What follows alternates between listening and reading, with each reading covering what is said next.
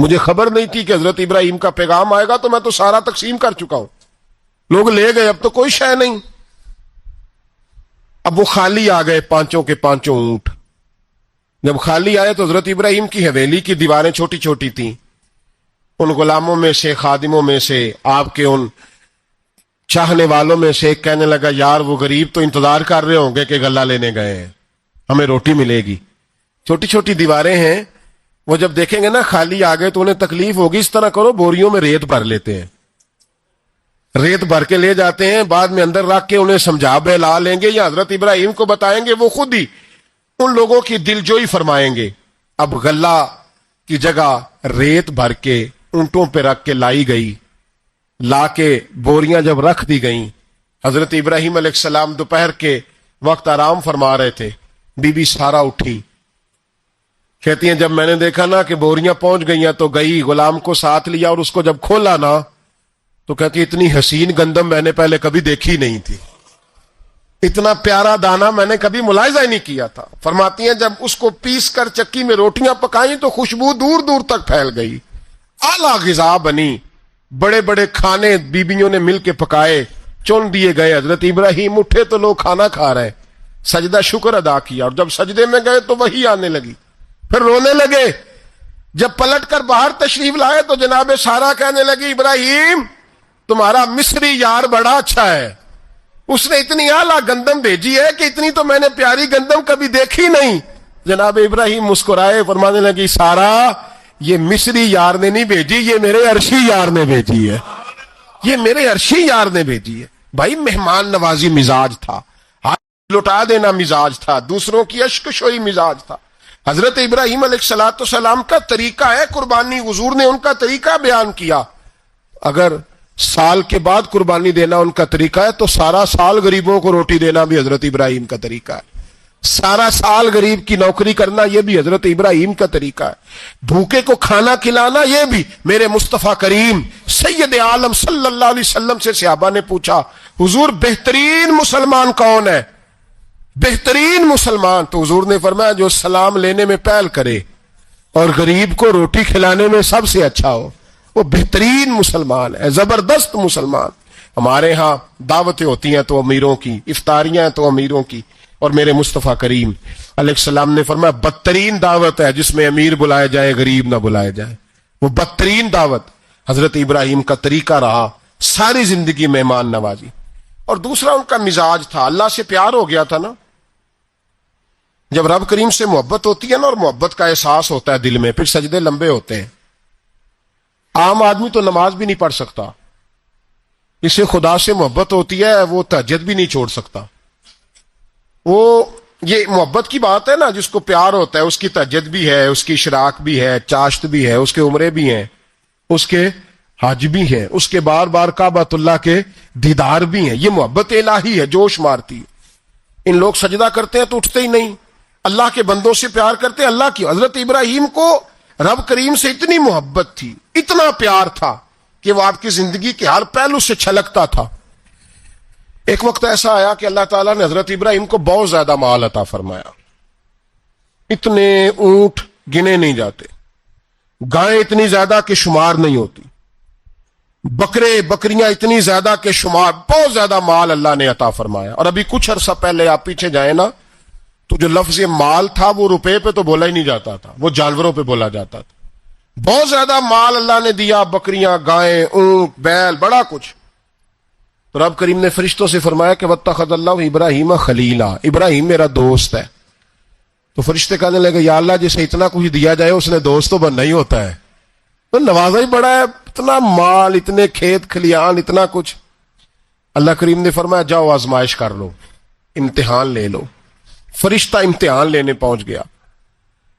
حضرت ابراہیم کے جانور چر رہے ہیں چراگاہ میں، حضرت ابراہیم بھی ہیں، غلام بھی ہیں، بہت بڑا ریوڑ ہے، آپ تشریف فرمائیں۔ ایک فرشتہ آیا تو کھیت میں چھپ کے بیٹھ گیا اور بلند آواز سے کہنے لگا سبحان اللہ والحمد للہ ولا الہ الا اللہ واللہ۔ یہ تسبیح بڑی پسند ہے، محبوب نے ان کی فضیلت بیان کی۔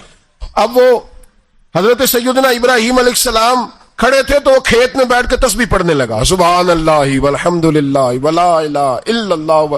حضرت ابراہیم کہنے لگے یہ میرے رب کا نام کون لے رہا ہے, بڑی اس کی میٹھی آواز ہے, بڑی کون ہے. ڈھونڈنے لگے, گھومتے گھومتے اس کے پاس چلے گئے, فرشتہ انسانی شکل میں.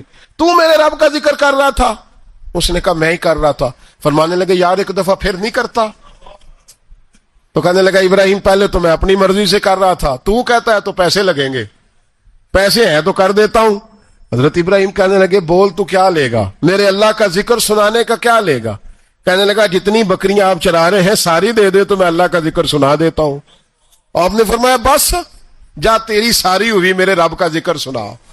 اور پھر شروع ہو گیا سبحان اللہ الحمدللہ ولا الہ الا اللہ واللہ اکبر. حضرت ابراہیم علیہ السلام کیف میں, یار پھر ذرا سنا, نا علما وچ پھسا سانو, تو یار دی گل سنا سانو, ذرا دوبارہ سنا. میں پھر سنایا, ایک دفعہ پھر کہا. فرشتہ کہنے لگا بس جی آپ کے پیسے پورے ہو گئے. حضرت ابراہیم کہنے لگے چل ایک دفعہ اور سنا.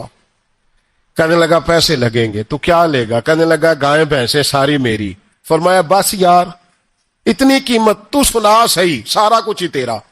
پھر شروع ہو گیا سبحان اللہ والحمدللہ ولا الہ الا اللہ واللہ اکبر. گائیں دے دیں, بھینسیں دے دیں, وہ ذکر سناتا ہے. حضرت ابراہیم کبھی مچلتے ہیں, کبھی روتے ہیں, کبھی آہیں بھرتے ہیں. تو میرے رب کا نام لے رہا ہے, ذرا پھر سے لے. کیف جاری ہے. کہنے لگا بس بھائی. حضرت ابراہیم فرمانے لگے تو اور لے لے جو لینا ہے, مجھے ذکر سنا. اس نے کہا ابراہیم بکریاں میں لے چکا, گائے بھینسیں میں لے چکا, اونٹ رہ گئے, سارے لے لوں گا پھر ذکر سناؤں گا. فرمایا جا تیرا ہوا تو ذکر سناتا رہ, میں دیتا ہوں. دے دیا, کچھ دیر ذکر کیا تو اب خاموش ہو گیا. حضرت ابراہیم خلیل اللہ علیہ السلام فرمانے لگے ذکر سنا. کہنے لگا ابراہیم اب تیرے پاس دینے کو کیا ہے, ہر چیز تو میں لے چکا. آپ فرمانے لگے یہ گائے بھینسیں بکریاں چرانے کے لیے تجھے کوئی نوکر ملازم بھی تو چاہیے نا. تو اس طرح کر, مجھے رکھ لے, میں روٹی نہیں مانگوں گا, کھانا نہیں مانگوں گا, تو اللہ کا ذکر سناتا رہنا, میں تیرے جانوروں کی نوکری کرتا رہوں گا. حضرت ابراہیم علیہ السلام نے جب یہ کہا نا, فرشتے کی آنکھوں میں آنسو آ گئے. تر دامنی پہ شیخ ہماری نہ جائیے, ہم دامن نچوڑ دیں تو فرشتے وضو کریں. فرشتہ رو پڑا اور کہنے لگا ابراہیم مجھے سینے سے لگاؤ, آپ واقعی اس قابل ہیں کہ اللہ آپ کو اپنا دوست بنائے, واقعی اس قابل ہے کہ رب آپ کو اپنا. حضرت ابراہیم علیہ السلام کا خدا سے محبت کرنے کا نرالا انداز. اور میرے بھائی یہی محبت انہیں میرے مصطفیٰ سے بھی تھی. ایک نبی گھر بنا رہا ہے, دوسرا بنوا رہا ہے. حضرت اسماعیل علیہ السلام پتھر اٹھا کے لا رہے ہیں, جناب ابراہیم بنا رہے ہیں. جب خانہ کعبہ بن گیا تو کہنے لگے ربنا وابعث فیہم رسولا, اے اللہ اب اسے بسانے کے لیے اپنا آخری رسول بھی عطا فرما. نبی پاک فرماتے ہیں میں دعا ہوں حضرت ابراہیم کی. یہ قربانی حضرت ابراہیم کا طریقہ ہے. حضور نے اگرچہ نبی پاک کی اپنی سنت تھی, یہ بھی کہہ سکتے تھے سنتی و سنت ابیکم ابراہیم, میری سنت ہے اور تمہارے باپ ابراہیم کی سنت ہے. یہ نہیں فرمایا. جب صحابہ نے کہا قربانی کیا ہے, فرمایا سنت ابیکم ابراہیم, یہ تمہارے باپ ابراہیم کی سنت ہے. ہر صاحب نصاب پر قربانی واجب ہے. جو زکوٰۃ کا نصاب رکھتا ہو اس پر قربانی واجب ہے. یعنی ضروریات سے زیادہ اتنے پیسے, جتنے پیسوں سے زکوٰۃ فرض ہوتی ہے, اتنے پیسے جس آدمی کے پاس قربانی سے پہلے آ جائیں اس آدمی پر قربانی کرنا واجب ہے. بکرا, چھترا, دمبا 1 سال کا, یا دمبا 6 مہینے کا ہو پر اتنا بڑا محسوس ہوتا ہو کہ لگے کہ 1 سال کا ہے, اس کی قربانی ہو سکتی ہے. جانور میں کوئی عیب نہیں ہونا چاہیے. اتنا کمزور نہ ہو کہ ذبح جہاں اسے کرنا ہے وہاں وہ چل کے جا نہ سکے, اتنا کمزور جانور نہ ہو. اس کے اندر بظاہر کوئی اتنا بڑا نقص نہ پایا جاتا ہو, کانا نہ ہو, لنگڑا نہ ہو, کوئی اس کی ہاتھ نہ کٹے ہوئے ہوں, ایسا نقص جو واضح ہو. بکرا 1 سال کا, گائیں اور بھینس یہ 2 سال کی, اونٹ 5 سال کا. اب اس میں یہ ہے کہ ہمارے بہت سارے دوست, چونکہ ہم دیہاتی لوگ ہیں تو پوچھتے ہیں کہ دوندا نہیں ہے تو چوگا نہیں ہے, تو یہ ہماری پنجابی کی اصطلاحات ہیں. پنجابی کی شریعت اسلامیہ نے سال بتائے ہیں. یہ تو ہم نے اپنی آسانی کے لیے, یا دیہاتوں میں جو ماحول تھا اس طرح کا جانور لیں, خوبصورت جانور لیں. جو نصاب ہے وہ بھی میں نے آپ کو بتایا, لیکن ایک اور پہلو بھی ہے، نبی پاک صلی اللہ علیہ وسلم پہ زکوٰۃ کبھی فرض نہیں ہوئی، کبھی حضور پہ زکوٰۃ فرض نہیں ہوئی۔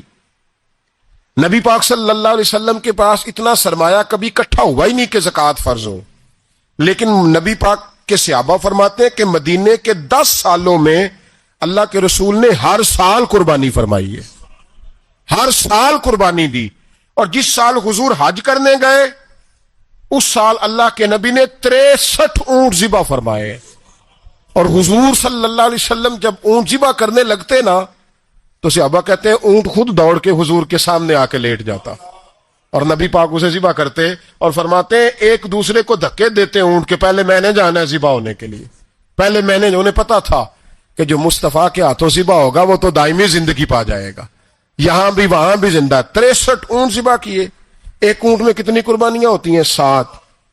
اب 63 کو 7 سے ضرب دو گے تو کتنی بنے گی؟ اور پھر نبی پاک صلی اللہ علیہ وسلم نے 10 سال مدینہ منورہ میں قربانی دی، ہر سال۔ اب وہ 63 اونٹ، ایک اونٹ میں 7 قربانیاں، ہر سال یہاں قربانی، اور مولا علی شیر خدا فرماتے ہیں نبی پاک 2 قربانیاں دیتے۔ میں نے کہا حضور 2 جانور ذبح کر رہے ہیں آپ، تو حضور نے فرمایا ایک میری طرف سے، ایک میری امت کی طرف سے، غریبوں کی طرف سے۔ اور حضرت علی کو حضور نے وصیت فرمائی تو 2 دیا کرے گا۔ یا رسول اللہ صلی اللہ علیہ وسلم میں غلام ہوں، خادم ہوں۔ حضور نے فرمایا علی ایک تو نے اپنی دینی ہے، ایک میری طرف سے دینی ہے۔ 2 قربانیاں۔ مولا علی نے بھی ساری زندگی 2 قربانیاں دی۔ حضرت علی بھی مال کے نصاب نہیں تھے، اپنا مکان ہی نہیں تھا، کوئی کاروبار نہیں تھا، کئی دن فاقے رہتے تھے، پر قربانیاں کتنی دیتے تھے؟ 2۔ ہمارے پاس ویسے اگر سسرال میں، میکے میں، کزنوں میں کچھ شادی ہو جائے تو 50-60 ہزار کا خرچہ برابر ہے، وہ پکا ہے۔ اور قربانی کی باری غریب ہو گئے، سارے غریب ہو گئے، کہتے نہیں یہاں مشکل ہے۔ او خدا کے بندے، اللہ کے ساتھ تجارت کر، اس کے رستے میں 1 دے گا، رب تجھے 70 گنا اضافہ کے ساتھ عطا فرمائے گا۔ قربانی مال کے نصاب پہ ہے۔ کوشش کیا کریں کہ اللہ کے رستے میں جب دینا ہو پھر لیت اللہ سے بچیں، خوبصورت جانور لائیں۔ جن کو اللہ نے توفیق دی ہے ان کے لیے نصیحت ہے، جن کو اللہ نے توفیق دی۔ میں نے اپنے حضرت صاحب کو دیکھا ہے، وہ کہتے تھے کئی جانور اللہ نے بڑا نوازا ہے، کہتے ایک میرا ہے، ایک میرے ماں کا، ایک میرے باپ کا ہے، ایک میرے فلاں استاد صاحب کا، ایک میرے پیر صاحب کا ہے۔ یہ جانور غوث اعظم جیلانی کا نام کا دے رہا ہوں۔ اور پھر ایک بڑا خوبصورت جانور بندھا ہوتا اور حضرت خود ان کو چارہ ڈال رہے ہوتے، تو حضور یہ کیا ہے؟ فرمانے لگے یہ میں رسول اللہ کے نام پہ قربان کروں گا، یہ نبی پاک کے نام پر قربان کیا جائے گا۔ جن کو اللہ نے حیثیت دی ہے وہ کوشش کریں اپنے محبوب کی طرف سے بھی قربانی کریں، نبی پاک کے نام کی قربانی دے، خوبصورت سا جانور پیارا، پھر اس کی خدمت ہو، پھر اس کی قربانی دی جائے، اور نبی پاک کے نام پر قربانی دی جائے۔ حضور نے خود وصیت فرمائی حضرت ابو بکر صدیق کو، قربانی بڑا حسین عمل ہے، اور میرے نبی پاک صلی اللہ علیہ وسلم نے ناراضگی بھی فرمائی، ذرا خوگر حمد سے تھوڑا سا گلا بھی سن لے۔ میرے حبیب نے فرمایا جو طاقت کے باوجود قربانی نہ کرے وہ ہماری عیدگاہ میں عید کی نماز پڑھنے نہ آئے، وہ نہ آئے۔ اور یا رسول اللہ جو کرے گا، فرمایا قربانی کے جانور کا خون کا قطرہ بعد میں زمین پہ گرے گا، اللہ اس کے سارے گناہ پہلے معاف فرما دے گا، اللہ اس کے سارے گناہوں کو بخشے گا۔ حضرت ابراہیم نے دین کے لیے، آپ شہر بابل کے قریب پیدا ہوئے تھے، وہاں سے مصر آئے، مصر سے فلسطین آئے، اور فلسطین سے آ کر کے کعبہ آباد فرمایا۔ زندگی سفروں میں گزری، سفر ایک تکلیف والی چیز ہے، پر حضرت ابراہیم نے وطن چھوڑ دیا، گھر چھوڑ دیا۔ جان بڑی عزیز ہوتی ہے اصل میں نا، جب انسان جد و جہد کرتا ہے نا دین کے لیے تو اس کے رستے میں بڑی چیزیں آتی ہیں، کبھی اولاد، کبھی گھر، کبھی باہر، کبھی حکومتیں، کبھی سیاستیں، کبھی چدراہٹیں، اس کے رستے میں بڑا کچھ آتا ہے اور اسے ہر چیز کو فیس کرنا پڑتا ہے۔ گھر کے اندر بھی جنگ ہوتی ہے اور گھر کے باہر بھی لڑائی ہوتی ہے، یہ آسان ہے ہی نہیں۔ ہم تو خیر ہتھیار چھوڑ کے پھینکنے والے لوگ ہیں، ہم بھولے بھالے لوگ ہیں، ہم کہتے ہیں میں نے تو کہا تھا مہندی نہ کرو، پر بیٹے نہیں مانے، بولے جو ہوئے۔ اسی طرح حالانکہ اگر وہ بیٹا کہے نا کہ ابا جی لاؤ زندگی میں سارا کچھ میرے نام کرو، تو پھر ہم بولے نہیں ہوتے، اور اس وقت ہم تیز ہوتے ہیں، کہتے ہیں یہ کیسے ہو سکتا ہے، ہاتھ کاٹ کے دے دوں۔ اس وقت نہیں، دین کے معاملے میں بولے ہوتے ہیں، بیٹا بد مذہب کے پاس جا رہا ہے تو اس وقت ہم بولے بالے ہیں، کوئی عرض نہیں، لیکن اگر وہ اپنی پسند کی شادی کرے ہمیں کراس کر کے، پھر ساتھ ہی ہم تیز ہو جاتے ہیں۔ تو حضرت ابراہیم نے جب دین کے لیے نکلے تو جد و جہد کی، گھر کے اندر بھی گھر کے باہر بھی۔ آپ کے والد کا نام طارق ہے، وہ توحید پرست تھے، ایماندار تھے، پرہیزگار تھے۔ آپ کے چچا کا نام آزر ہے، وہ بت پرست تھے، بت بیچا کرتے تھے۔ حضرت سیدنا ابراہیم علیہ السلام جب میدان عمل میں نکلے تو حضرت ابراہیم علیہ السلام نے اپنے گھر سے جہاد شروع کیا، لڑنا پڑا۔ گھر کے اصولوں سے، چچا نے جو رواج بنائے ہوئے تھے اس رواج سے ٹکرائے۔ فرمایا میں اپنے گھر کے اندر یہ بت پرستی نہیں ہونے دیں گا۔ چچا کو ایک دفعہ نہیں، بار بار 100 دفعہ سمجھایا۔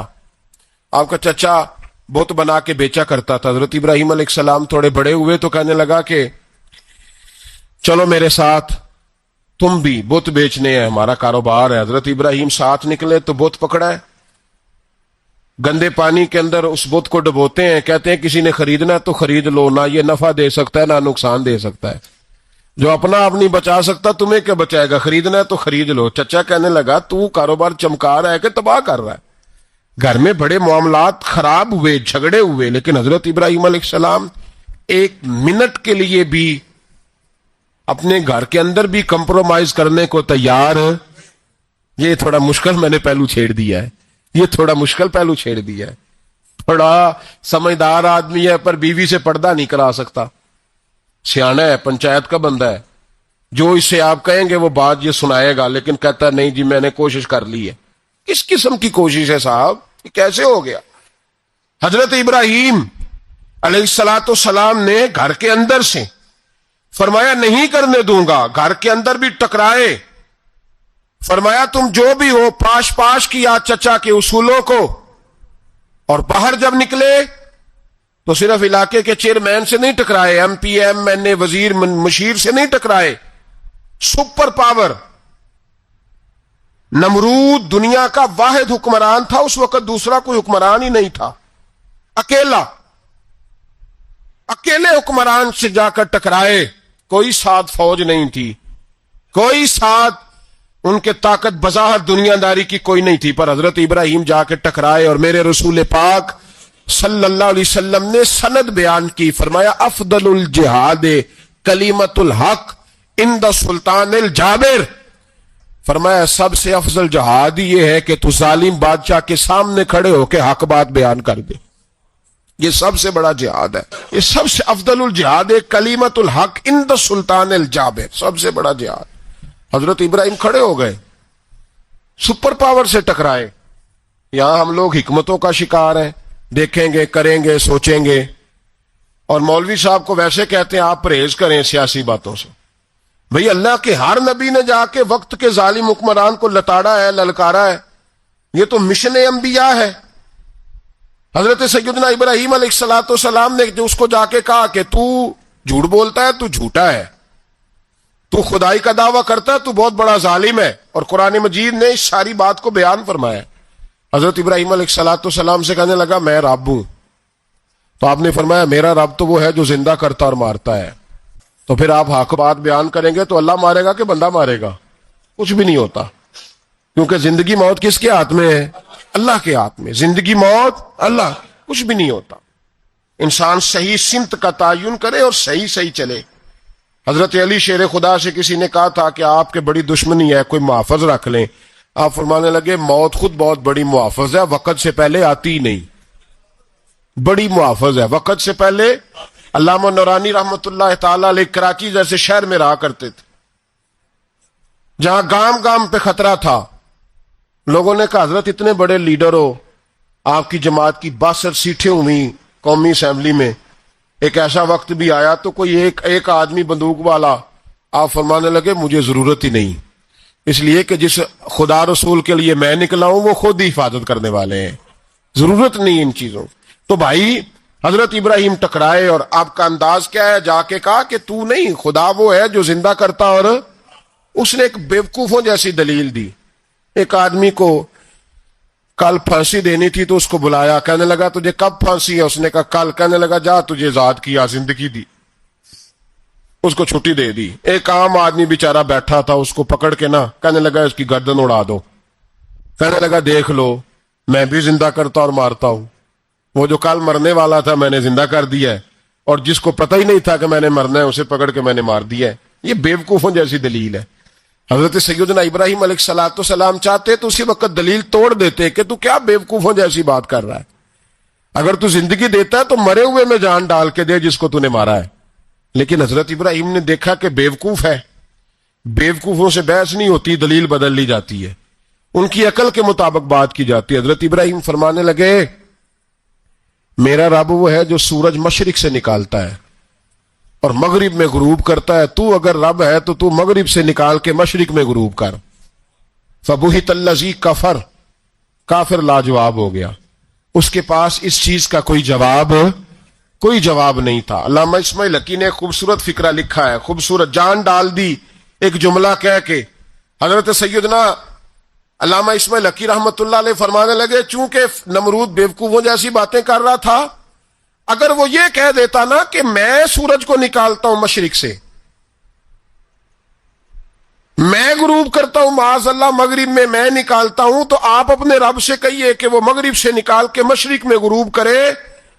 علامہ اسماعیل حقی فرماتے ہیں رب کریم کی آواز قدرت تھی, مالک حضرت ابراہیم علیہ السلام کے اس, اگر وہ کہہ دیتا اور حضرت ابراہیم دعا کر دیتے تو رب کریم نے فرشتوں کو تیار بٹھایا ہوا تھا. فرمایا اگر یہ کہہ دے میرے خلیل سے کہ سورج مغرب سے نکال کے مشرق میں غروب کرنا ہے تو تیار رہنا, جس طرح خلیل کہیں گے ویسے ہی کر دیں گے. واتخذ اللہ ابراہیم خلیلا, ابراہیم ہمارا دوست جو ہوا, جیسے کہے گا ویسے کر دیں گے. حضرت سیدنا ابراہیم علیہ السلام کی باتوں کا جب جواب نہ دے سکا, دلیل نہیں بندہ دیتا, پھر لڑائی کرتا ہے, پھر جھوٹے موٹے اعتراض کرتا ہے. دلیل ختم ہوتی ہے تو لوگ ذاتیات پہ اترتے ہیں, کہتے ہیں یہ کھانستا صحیح نہیں, دیکھتا صحیح نہیں. دلیل ختم, اب ذاتیات پہ اترے, کہنے لگے مجھے پتہ چلا ہے کہ یہ فلانی جگہ گیا تھا تو وہاں جا کے اس نے اس طرح کیا ہے. پھر لوگ ذاتیات پہ اترتے ہیں, جب دلیل کا جواب دلیل سے نہیں دے پاتے پھر ذاتیات پر اتر کر حملے کرتے ہیں.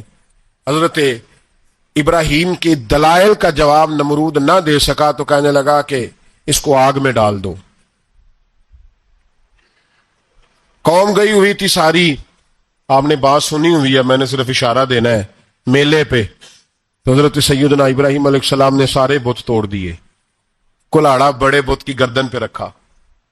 واپس آئے, کہنے لگے بت کس نے توڑے ہیں؟ تو فرمایا اس سے پوچھ لو جس کی گردن پہ کلاڑا ہے. کہنے لگے یہ تو بول ہی نہیں سکتا. تو فرمانے لگے بڑے بیوقوف ہو, جو بولتا ہی نہیں, سنتا ہی نہیں, اپنا آپ نہیں بچا سکتا, اس کی پوجا کرتے ہو. کہنے لگے پکڑو, دلیلیں ختم ہو گئی, اس کو آگ میں ڈالو. بہت بڑی حویلی 45 فٹ مربع پہ مشتمل ایک حویلی بنائی گئی اور 45 فٹ اونچی. مختلف روایات, علامہ اسماعیل حقی کہتے ہیں کہ 3 مہینے تک نمرود نے کہا کہ اس کے اندر لکڑیاں ڈالو. لوگ پوچھنے لگے کتنی دنیا جلانی ہے؟ کہنے لگا بندہ تو ایک جلانا ہے, پر بندہ بڑا تگڑا ہے, ایک بندہ. 3 مہینے لکڑیاں ڈالی گئیں. اور لوگوں کی جو تہمات ہوتی ہیں نا وہ بڑی عجیب ہوتی ہیں. تہمات میں نے بڑی تفصیل سے رمضان المبارک میں گفتگو کی تھی. بدشگونی, تہمات لوگ لیتے ہیں. اس وقت بھی لوگ تہمات کا شکار ہو گئے. عقیدہ بگڑ جاتا ہے تو وہ عجیب و غریب باتیں کرنے لگتا ہے. تہمات کا شکار ہو گئے. بیبیاں نظر مانتی, میں بیمار ہوں, اگر صحیح ہو گئی تو اتنے من لکڑی دوں گی حضرت ابراہیم کی آگ جلانے کے لیے. ایک عورت لے کے جا رہی ہے لکڑیاں, تو ایک نیک دل آدمی نے اس سے پوچھا کہاں جا رہی ہو؟ کہنے لگی میں نے منت مانی تھی تو حضرت ابراہیم علیہ السلام کو معاذ اللہ جلانے کے لیے لکڑیاں لے کے جا رہی ہوں. تو وہ رب کریم کے بندے کہنے لگے تو ڈھونڈتی رہے گی, تجھے وہ جگہ ملے گی نہیں. وہ بی بی کئی مہینے گھومتی رہی, جگہ ہی نہیں ملی جہاں لکڑیاں ڈالنی, ماری گئی. تہمات کا شکار ہوئے بہت سارے لوگ. تہمات کا بھائی, تہمات دین کے اندر منع ہے. تہمات دین میں کوئی نظر ماننا, کوئی کسی بزرگ کے مزار پہ جا کے سالے ثواب کے لیے کوئی چیز ماننا, یہ تو درست ہوا. لیکن غیر شرعی نظریں مان لینا کہ میں آ کے گرد چکر لگاؤں گا, میں جناب وہاں جا کے یہ والا تماشا کروں گا, میں دھاگا باندھوں گا, میں رسا کاٹوں گا, میں وہاں گندے اور سے پانی پیوں گا؟ ان کی شریعت اجازت، یہ تہمات ہیں، بدشگونی ہے، دین میں ان کی کوئی گنجائش۔ آپ نظر ماننے سے پہلے بھی کسی عالم سے رابطہ کریں کہ میں منت مانگنے لگا ہوں تو کیسے ماننی چاہیے، اس کا طریقہ پوچھیں۔ ایسے ہی غلط چیز کی منت تھوڑی مان لی جائے گی۔ بہرحال آمدام برسر مطلب حضرت ابراہیم کے لیے آگ جلائی گئی، 45 فٹ اونچی آگ ہے، پرندہ بھی اوپر سے گزرتا ہے تو نیچے گر جاتا ہے جل کے۔ اتنے دن لگا کے آگ جلائی گئی، اب حضرت ابراہیم کو جلایا جانے لگا ہے۔ یہاں تو موجے ہے نا، جو کسی ادارے کا سربراہ ہے اس کے لیے موج ہے، کسی جگہ آفیسر بن گیا تو موج ہے، پیر صاحب کے لیے موج ہے، علامہ صاحب کے لیے موج ہے، خطیب صاحب کے لیے موج ہے۔ جلنا کس کو پڑتا ہے؟ بحال ہی کوئی نہیں رہا اللہ ماشاءاللہ۔ وہ لوگ گزر گئے جو تکلیفیں سہ کے کام کرتے تھے، گزر گیا زمانہ۔ حضرت سیدنا ابراہیم علیہ السلام کو جلایا جانے لگا ہے تو اب اتنی بڑی آگ ہے تو ڈالیں کیسے؟ شیطان نے تجویز دی کہ منجنیق بناؤ، منجنیق، بڑے بڑے بانس باندھ کے ان کے نیچے رسا باندھو۔ وہ جس طرح جھولنے کے لیے جھولا بنایا جاتا ہے، اس طرح ایک منجنیق پرانے زمانے میں اس میں پتھر رکھ کے پھینکے جاتے تھے دشمنوں پہ، وہ منجنیق بنائی گئی کہ دور سے حضرت ابراہیم کو پھینکیں گے۔ ہاتھ حضرت ابراہیم کے باندھ دیے، پاؤں مبارک باندھ دیے، پوری زمین پہ ایک نام لینے والا خدا کا، اور اس کو آج رسیوں میں جکڑا ہوا ہے۔ جب پھینکا جانے لگا نا آگ میں، حوریں رونے لگیں، فرشتے تڑپنے لگے، اے اللہ یہ کیا ہونے لگا ہے؟ ایک تیرا خلیل اور وہ بھی آگ میں۔ فرمایا جاؤ جا کے اس سے کہو اگر تمہاری مدد لیتا ہے تو اسے بچاؤ۔ ہوا کا فرشتہ آیا، کہا ابراہیم اگر تو کہے۔ او بھائی ان چیزوں کو کہانی سمجھ کے نہ سنا کریں، یہ داستان نہیں، یہ وہ طریقے ہیں جو ہمارے رسول نے ہمیں اپنانے کا حکم ارشاد فرمایا ہے۔ جو عقیدے، یہ وہ نظریات ہے جو ہمیں اوڑھنے کو کہا گیا، اپنے رب کریم کی رضا پہ راضی رہنے کے یہ وہ خوبصورت مواقع ہیں صوفیاء نے جن کو بنا کر سمجھا کر ہم تک پہنچایا ہے۔ یہ ہے اہل طریقت کی باتیں، وہ کہتے ہیں یار جس حال میں رکھے راضی رہنا ہے۔ حضرت ابراہیم علیہ السلام کو پھینکا جا رہا ہے، فرشتہ آیا، اے اللہ کے خلیل اگر حکم دو تو اتنی ہوا چلاؤں کہ نمرودی جل جائے سارے، آگ ان پہ پھینک دی جائے۔ آپ نے فرمایا تو جا، تجھ سے مجھے کوئی کام نہیں۔ تھوڑی دیر کے بعد پانی کا فرشتہ آیا، کہا حضور اتنی بارش برساؤں گا کہ آگ بجھ جائے گی۔ فرمایا تو جا، تجھ سے کوئی کام نہیں۔ اب جب منجنیق میں رکھ دیے گئے، آگ میں جانے کا لمحہ ہے، تیاری ہے، حضرت جبریل امین حاضر خدمت ہوئے، کہا ابراہیم کوئی حاجت؟ فرمایا تجھ سے کوئی نہیں۔ کہا چلو مجھ سے نہیں تو رب کریم سے ہی بات کر لو، مجھے پتا ہے میں چھوٹا ہوں، آپ مجھ سے مدد کیوں لوگے، رب کریم سے ہی بات کر لیں۔ تو حضرت ابراہیم کہنے لگے جبریل یہ بتا، رب کو نہیں پتا اس کا خلیل کس حال میں ہے؟ اسے نہیں پتا میں کس حال میں ہوں، میرے ہاتھ بندے ہیں، پیر بندے ہیں آگ میں، اسے نہیں پتا؟ بتایا تو اسے جاتا ہے جس سے خبر نہ ہو۔ تو اگر اسے پتا ہے تو اگر وہ جلانے پہ راضی ہے تو میں بھی جلنے کو تیار ہوں، میں تیار ہوں، میں تیار ہوں۔ اسے کہو ٹھیک ہے۔ حضرت سیدنا ابراہیم علیہ السلام کو منجنیق میں ڈال کے جو پھینکا آگ میں، یا نارکونی بردم و سلامن علی ابراہیم، اللہ نے فرمایا اے آگ میرے ابراہیم پہ ٹھنڈی بھی ہو جا اور سلامتی والی بھی ہو جا۔ حضرت ابراہیم کو دو فرشتوں نے بٹھا دیا زمین پہ، پھول کھلے ہیں، کونپلیں مہک رہی ہیں، کلیاں خوشبو دے رہی ہیں۔ حضرت ابراہیم نے سر سجدے میں رکھ دیا، سبحان اللہ والحمد للہ ولا الہ الا اللہ واللہ اکبر۔ حضرت ابراہیم اللہ کی تسبیح پڑھنے لگے، رب کریم کا شکر بجا لانے لگے۔ نکلے وہاں سے، کچھ دن گزر گئے، نکلے، حکم ہو گیا ابراہیم علاقہ چھوڑ دو۔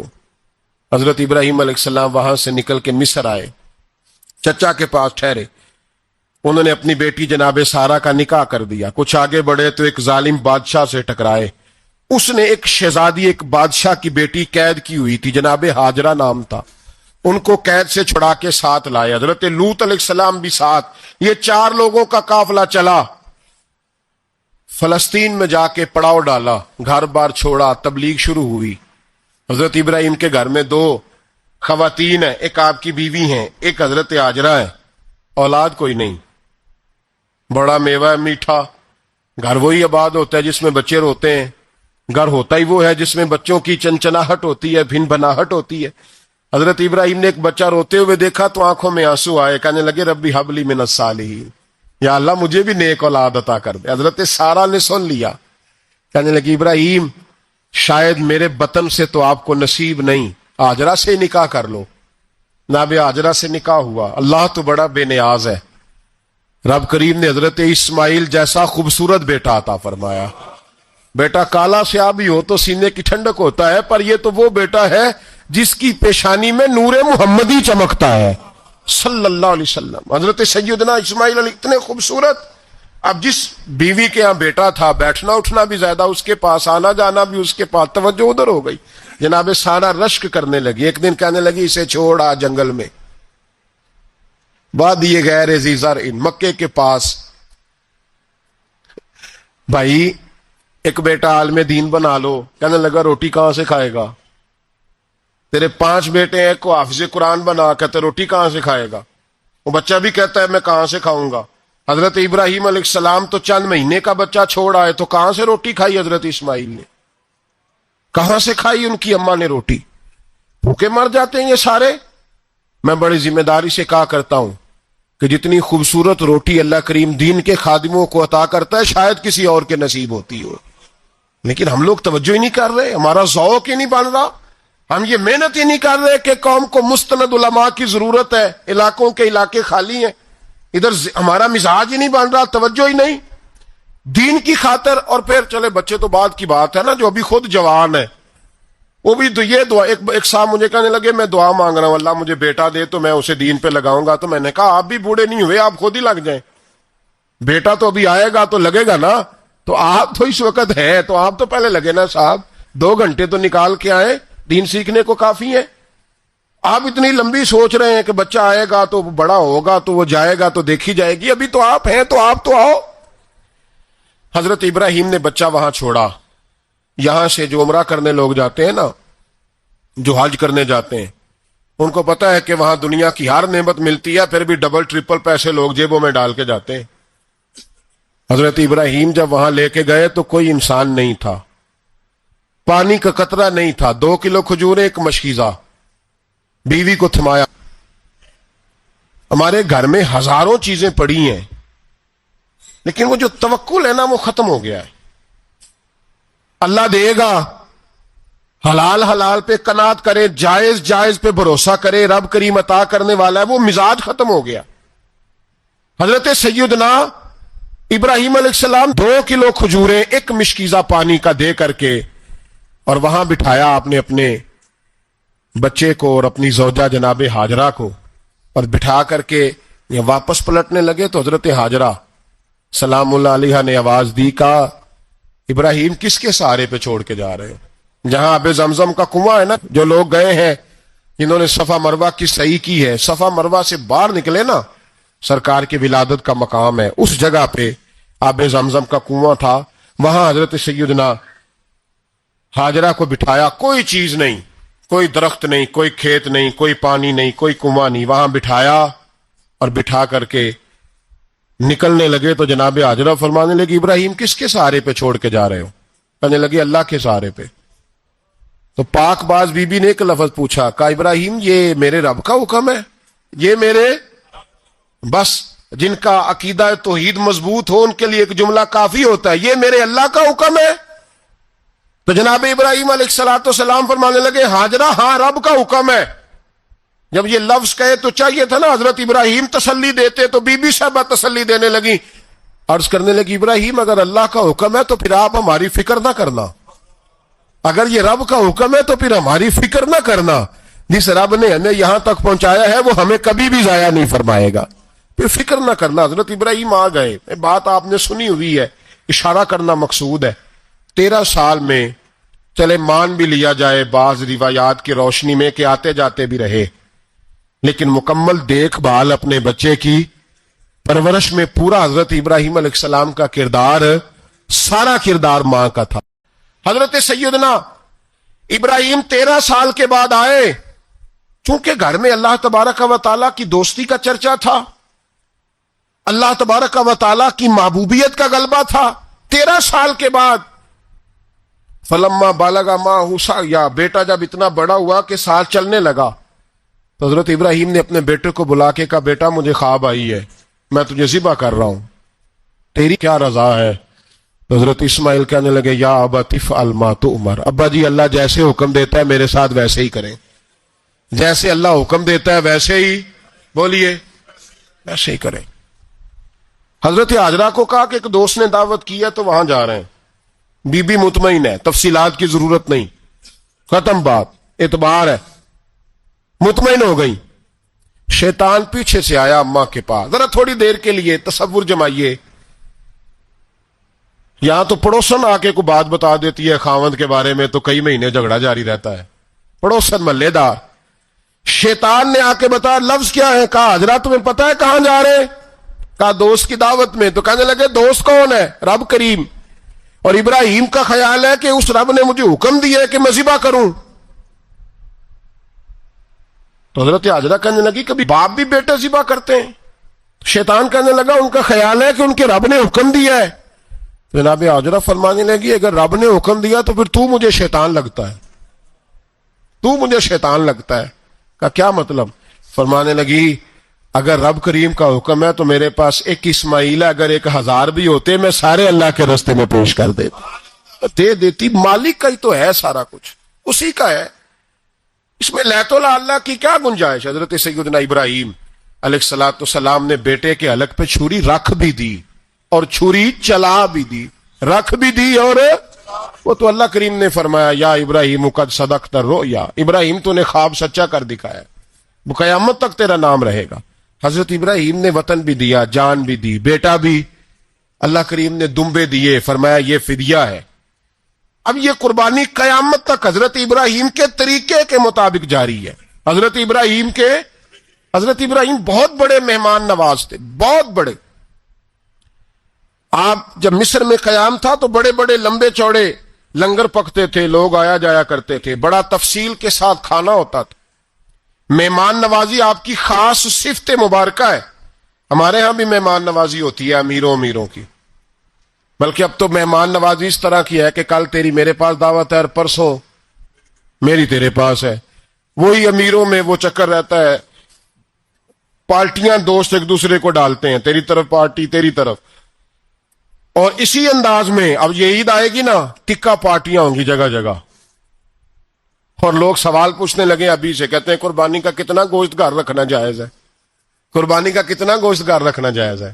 سارا ہی جی, اس لیے فریزر لے لے, فریج سے نہیں کام چلے گا, سارا ہی جہاز گھر رکھنا سارا ہی جائز ہے, رکھ لیں. او خدا کے بندے, قربانی وہ بندہ دیتا ہے جو سارا سال ہی گوشت کھاتا ہے, صحیح کہہ رہا ہوں؟ قربانی صاحب نصاب صاحب استطاعت بندہ دیتا ہے نا, تو وہ سارا سال ہی گوشت, تو سارا گھر میں رکھنا بھی جائز ہے, لیکن سارا دے دینا بھی. تو جو آ رہی ہے اس پہ کیوں توجہ کرتے ہو, جو دوسرا جائز ہے اس پہ کیوں نہیں عمل کرتے؟ سارا تقسیم کر دیں, بات ختم ہوئی. یقین کریں محرم میں جا کے دوست ٹیلی فون کر کے سوال پوچھتے ہیں, کہتے ہیں صاحب سنا ہے قربانی کا گوشت محرم میں کھانا جائز نہیں. میں کہ نہیں, ربیع الاول چ بھی جائز جے, رجب رمضان تک کھاؤ, کوئی بندہ نہیں منع کرتا, اس لیے کہ کسی کو دینا تو پسند ہی نہیں. یا پھر اس میں سے جو خاص چیزیں ہیں وہ اپنی فریج میں, اور باقی جو ہے وہ دوسروں کے لیے. یہ کیا طریقہ ہے ہمارا؟ اور اسی پہ عمل ہے. اللہ تبارک و تعالی ہمیں سمجھنے کی توفیق عطا فرمائے. حضرت ابراہیم بہت بڑے مہمان نواز تھے, صرف قربانی نہیں دیتے تھے, سارا سال بہت سارا لنگر, بہت سارا کھانا پینا, بہت ساری چیزیں جاری رہتی تھی. اور جتنے غریب لوگ تھے فلسطین کے, ان کو پتا تھا کہ حضرت ابراہیم علیہ السلام کا لنگر جاری ہے. فلسطین میں جب آپ کا قیام تھا, ایک دفعہ ڈھیروں مہمان آ گئے اور کھانے کو کوئی چیز نہیں. حضرت سارا اور جناب حاجرہ دونوں اس وقت موجود تھیں. وہ کہنے لگی ابراہیم بہت سارے مہمان آ گئے تو کیا کریں؟ جناب سارا کہنے لگی کس طرح کر کے ان کی مہمان نوازی کرنی؟ اور حالات یہ ہیں کہ قحط پڑا ہوا ہے فلسطین میں, مصر میں, دور دراز علاقوں میں.